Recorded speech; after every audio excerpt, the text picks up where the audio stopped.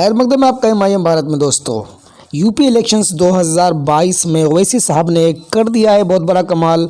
बावन मेश्राम साहब, बाबू सिंह कुशवाहा साहब और ओवैसी साहब मिलकर के एक बहुत बड़ी इनने अलायंस किया है, ग्रांड अलायंस किया है, जिसमें से 403 पूरे के पूरे सीटों पर ये अलायंस लड़ेगी, अपने उम्मीदवार खड़े करेगी। इस अलायंस के मुख्य हिस्से दलित, ओबीसी समाज और अल्पसंख्यक सारे मिलकर सामने हैं और यकीनन ऐसा लगता है कि यूपी का जो हालात हैं, यूपी का जो माहौल है, इलेक्शन का जो माहौल है, अब काफ़ी बदलने वाला है, कुछ नया होने वाला है, ऐसा हम उम्मीद करते हैं। और यूपी की जनता भी समझ गई है कि जब ओबीसी, दलित और जब अल्पसंख्यक एक साथ होगा तो बहुत कुछ होने वाला है। देखिए 5 साल के टेन्योर में 2 मुख्यमंत्री होंगे, एक ओबीसी समाज के और एक दलित समाज के, और 3 डिप्टी सीएम होंगे जिसमें मुस्लिम समाज का भी होगा।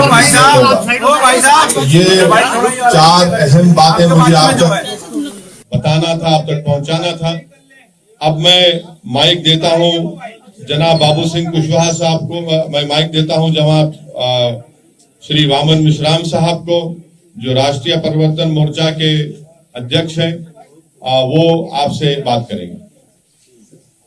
इस गठबंधन के ऐलान होने के बाद बीजेपी और समाजवादी के बीच में जो लड़ाई हो रही है, अब बीजेपी और समाजवादी के बीच में लड़ाई नहीं होगी, बीजेपी और हमारे भागीदारी परिवर्तन मोर्चा के बीच में लड़ाई होगी। अब समाजवादी गठबंधन तीसरे नंबर पर चला जाएगा। पहले फेज की पोलिंग के लिए नामांकन खत्म हो चुका है, अब वो सीटें खत्म हो गई हैं, नामांकन हो गया चल रहा है। तो टोटल काउंटिंग कितनी है सीटों पर? 403। अरे सुन तो लीजिए, सवाल तो सुन लीजिए सर। खत्म कितना करेंगे? सवाल लंबा कितना सवाल कर रहे हैं? अरे सवाल इतना जा रहा हम देखो। अरे अब सवाल समझ गया तो छोड़ दिया, हम बोलते हैं आज छोड़ सुनिए सुनिए। जी जी जी बताइए, और कुछ बोलना है? ना अभी लंबा करेंगे। 403 सीटों पर हमारा गठबंधन चुनाव लड़ेगा, पहली बात। उसमें से 95 सीटों पर हम लोगों का कंसेंसस हो गया है, 95% सीटों पर, ठीक है। 5% सीटों पर 3 दिन के अंदर नाम के साथ लिस्ट घोषित की जाएगी, ये बात है। अभी ओबीसी साहब मेरा सवाल आपसे है, सीटों की बात की थी, आपकी अपनी सीटें बना रहे हैं। देखिए, लोग भी हैं, हमारी बाबू सिंह कुशवाहा साहब की, वामन मेश्राम साहब की, परविंदर प्रताप सिंह साहब की, कमलेश चौहान साहब की, रामकरण कश्यप साहब की, हम लोगों की बातचीत बहुत दिन से चल रही है। तो ये फर्स्ट फेज, सेकंड फेज, आप उस चक्कर में मत पड़िए। अरे सर अरे इतना बॉक्सिंग मैच हो रहा है क्या? इतना खबर रखिए। ये हमारी बातचीत पहले से चल रही है। फर्स्ट फेज में कौन कहां से लड़ेगा, किस विधानसभा से लड़ेगा, सेकेंड फेज में, थर्ड फेज में, फोर्थ फेज में, फिफ्थ फेज में, 6, 7, ये सब तय हो चुका है। तो इसमें आपको कोई ताज्जुब या परेशानी की बात नहीं होनी चाहिए, ये तय हो चुका है। अभी वामन मेश्राम साहब ने और हमारे कन्वीनर साहब ने कहा कि 95% सीटों पर पूरा तय हो चुका है कौन कहां से लड़ेगा। हम कहीं नहीं जा रहे। आपने कहा कि दलित सीएम और आपने कहा ओबीसी सीएम, सवाल ये मुस्लिम सीएम क्यों नहीं पहला और दूसरा क्या चंद्रशेखर को साथ ले रहे हैं क्या? ये 2 सवाल एक साथ नहीं, अब ये अभी आपके सामने हमको टेलीफोन आ रहा भाई।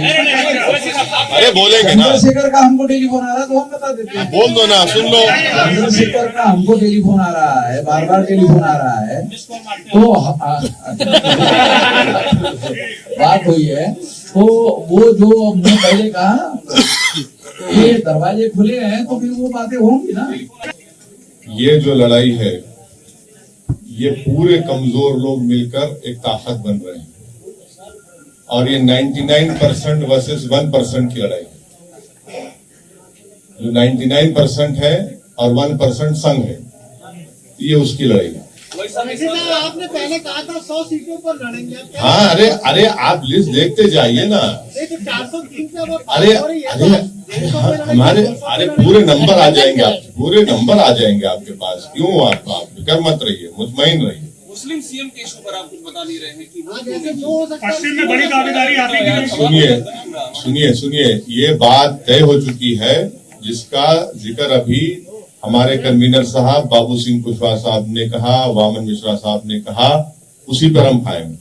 सर आजम खां की अरे रिहाई अभी- के हवाले से आजम खां की रिहाई के हवाले से आप आवाज बुलंद किए हैं।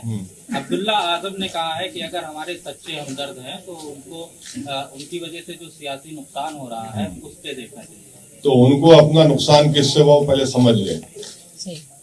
उनको किससे नुकसान हुआ वो उस बात को समझ लें। हम भी भरोसे के साथ कह रहे हैं कि हम भी पूरी मजबूती के साथ लड़ेंगे और किसी से कम नहीं लड़ेंगे और किसी से कम जीतेंगे नहीं। और इसी से जुड़ा सुनिए, एक मिनट देखिए, जितने पॉलिटिकल पार्टी का और पॉलिटिकल पार्टी का आपने भी नाम लिया, क्या समाजवादी पार्टी ने इलेक्शन कमीशन ऑफ इंडिया को लेटर लिखकर ये कहा कि फिजिकल रैलीज अलाउ की जाए? सिवाय हमारी पार्टी के किसी एक पॉलिटिकल पार्टी ने इलेक्शन कमीशन ऑफ इंडिया को लेटर नहीं लिखा। मैं शुक्रगुजार हूं इलेक्शन कमीशन ऑफ इंडिया के चीफ इलेक्शन कमिश्नर का कि हमारी उनसे नोटिफिकेशन आने के 2 दिन के अंदर वो हमसे फोन पर बात किए। हमने उनसे रिक्वेस्ट किया कि सर आप कम से कम एक पॉलिटिकल पार्टी को एक विधानसभा में 500 लोगों के साथ फिजिकल रैली करने की इजाजत दीजिए, पूरा कोविड नॉर्म्स को फॉलो करते हुए। और फिर हमने यही बात को चीफ इलेक्शन कमिश्नर को लिखकर भी दिया। हमने कहा कि फ्री एंड फेयर इलेक्शन का मतलब यह है कि सबको एक लेवल प्लेइंग फील्ड मिले। तो आपको भी लिखकर देना चाहिए था, आपने क्यों लिखकर नहीं दिया? हमने तो लिखकर दिया है और हमको यकीन है कि इलेक्शन कमिश्नर उस पर गौर करेंगे और उस पर एक फैसला लेंगे। अब जब किसी पॉलिटिकल पार्टी को फिजिकल रैली की और पदयात्रा की परमिशन नहीं है तो फिर हमको जो कर सकते हैं वो करना पड़ेगा ताकि हमारा मैसेज, हमारा पैगाम जनता तक पहुंच सके। आज बीजेपी शिवपाल सिंह यादव से संपर्क नहीं है, मगर हमारे तालुका शिवपाल यादव साहब से पर्सनली और रहेंगे इंशाल्लाह। आज बीजेपी ने चुनावी रथ निकाला है, करीब सैकड़ों, जिसमें पोस्टर लगे हैं, एलईडी लगी हुई है। आपने कहा तो चुनाव आचार संहिता का उल्लंघन नहीं? अगर वो परमिशन नहीं लिए हैं ईसीआई से तो जाहिर एक्शन लेना चाहिए। वो अगर परमिशन लिए, मुझे नहीं मालूम, ये नहीं। सर इलेक्शन कमीशन ने जिस तरीके से कहा कि वर्चुअल रैली होगी, ऐसे में छोटी पार्टियां जिनके पास संसाधन नहीं है उस लेवल पे, वो क्या अपने मतदाताओं तक अपनी बात पहुंचाएंगे? उसका तरीका क्या होगा? और क्या आप इलेक्शन कमीशन से फंड का रिकमेंड करेंगे छोटी पार्टियां? इलेक्शन कमीशन से फंड करने का तो वो तो एक नया कानून बनाना पड़ेगा, वो अभी पॉसिबल नहीं है। मगर अब जो भी है जिस तरह से है उसको हमको देख के आगे बढ़ने की जरूरत है। एक सवाल ये है कि मुजफ्फरनगर में अभी तक की जो सपा आरएलडी की लिस्ट आई है उसमें कोई भी मुस्लिम कैंडिडेट नहीं है। क्या मुजफ्फरनगर दंगों में जो चीजें हुई थी उसको भरपाई करने की, मैनेज करने की कोशिश की जा रही है ताकि मुस्लिम कैंडिडेट ना हो वहाँ पे सामने? मेरा मानना यह है कि एक बहुत ही सोफिस्टिकेटेड तरीके से वहां पर अल्पसंख्यक समाज की पॉलिटिकल वॉइस को दबाने की कोशिश हो रही है। ईवीएम से सर कैसे लड़ा जाएगा? हाँ, ईवीएम का जो सवाल है उस पर क्या कहें? आपको शक है? सभी को है, बहुत सारे आपको है? अच्छा, चलिए मामला चलिए सर, थैंक यू सर।